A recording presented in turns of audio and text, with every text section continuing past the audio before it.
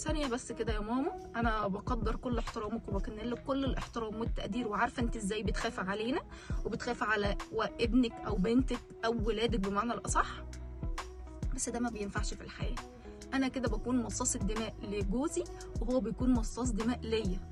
العلاقة كده ما بتكونش سوية، وبالشكل ده بتكون العلاقة اسمها علاقة الحبل السري. أنا باخد مصدري واحد، هل هو مش هيمل أو هي هتمل؟ هيكون في مشاكل وهيكون في خلافات كتير أصلا هتحصل بينهم.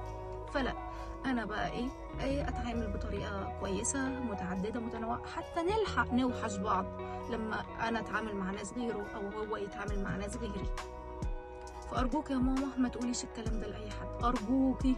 اي ام دلوقتي عندها طفل ما تقولهوش اتعامل مع ده وما تعملش ده، انا خايفه عليك، انا بحبك، هما ما بيحبكش. لا، مفيش حاجه اسمها كده.